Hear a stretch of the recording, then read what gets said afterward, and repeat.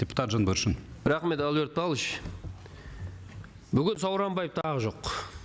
Өткенде Высший аудиторская палатының есебі кезінде болған жоқ. Бүгін енді көлік потенциалын тағы қарап отырмын, Сауранбаев тағы жоқ. Сауранбаев көп сұрақтарым бар еді, тағы қоя алмадық. Бұл тағы келмеді парламентке. Бұл бір мәселе. Оны министр мырза, сіз келесіде алып келіңіз, жетектеп ол жігітті. Екінші мәселе. Мына Эйр Астанаға байланысты. Жаңа өте біздің депутаттардың бәрі мәселені көтеріп жатыр. Шынында да Эйр Астана біздің аспанның құдайы болып алған. Жаңа билеттің бәрі деген жақындаған кезде көтеріледі. Ол деген жаңағы арақашықтыққа байланысты бәрі бос әңгіме ғой. Билет қалай ол көтеріледі жақындаған? Жақындаған кезде ол көтерілмеу керек. Наоборот, жақындаған кезде ол түсу керек билет деген бағасы. Сен ол тезірек өткізу керек қол билетті. Бұлар керісінше жұмыс жасайды. Мына Эйр Астананы, лоукастерді, бұны дұрыстап майшамен қарау керек мәселесін. Қостыр мырза, сіз деген мына шаңыраққа қараңыз.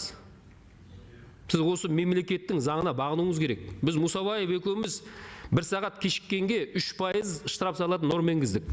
Енді қызықты қараңыздар. Мен 2 августте, 2 тамызда Эйр Астана кешікті 12 сағатқа мекен, әлінгі дейін штрафын ала алмай жүрмін. Неге? Олардың қитұрқы дейін жасап қойған схема. Анаған кіріп, заявка беріп, оның жауабын алып, оған барып, оны ақша алу деген, мен әдейі жүрім соның соңында. Бәрі алам мен оны. Алдында біреуін алдым. Енді қызықты қараңыз. Сол енді алатын болсаңыз, перепискаңыз, алған ақшаңыз сіз ешкімге жарияламауыңыз керек деп олар условия қояды. Министр мырза, мына біріншіден, тек қана Эйр Астана емес, бүкіл бізде көлікте жаңағы қайтаратын ақша компенсацияны бар ғой, заңмен қарастырылған. Соны упрощать етіңіздер. Адам оңай өзінің өтінішін беру керек, ақша тезірек түсу керек оның счетына қайтып келіп. Бұлар өте қиын қылып қойған. Оның сайтын көрінген адам кіріп, оның ішінен жаңағы тауып алып, өтінішті жазып, оны кері ақшасын қайтарып алу, компенсацияны 3%-ді әр сағат сайын. Ол өте қиын мәселе. Тек қана компьютерді білетін, соның соңында ерінбей жүретін ғана адам оны қайтара алады ақшаны да. Әдейі істеп қойған бұлар. Кері байланыс қайда? Министрлік осыны жаңа қолға алыңыздар. Ол скатта да солай. Ол басқа жаңағы әуе темір жолды білмеймін мен. Әуе жолында сондай өте қиын жағдай. Сондықтан біз көңіліміз толмайды. Екінші мәселе. Эйр Астананың бүкіл мультимедиасының көбі басқа тілде. Мемлекет тілде өте аз контент. Оны бірнеше рет айтып жүрміз. Оның орнына келтіру керек. Ол да үлкен мәселе болды. Ол біздің территорияның үстінде ұшып жүр ғой. Біздің өзіміздің компаниямызды біз есептейміз ғой. Неге мемлекеттік тілде ол жерде басымдылық берілмейді? Ең болмаса 50-де 50 қылыңдар. Ол жерде бар болған 10% болу керек. Әр кеткенде. Мемлекет тілдің үлесі мультимедиасында.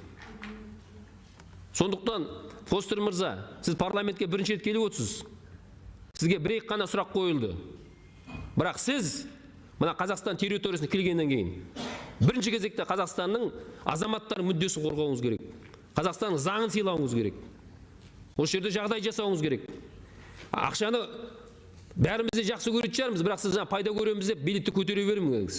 Билеттің реті болу керек. Сіз күнде зарплата көтеріп жатқан жоқсыз. ГСМ бағасы күнде өсіп жатқан жоқ.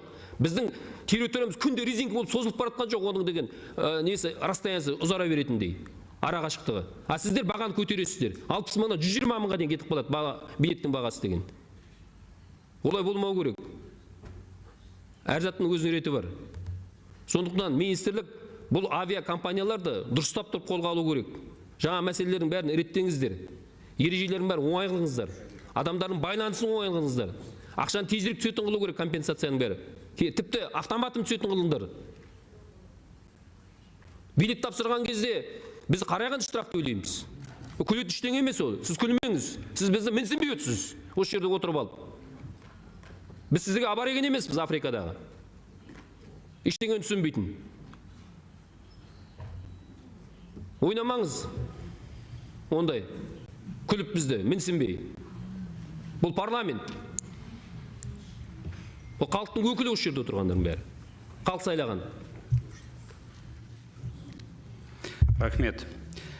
Депутат Сүлейменов Жылдыз Досбергенұлы.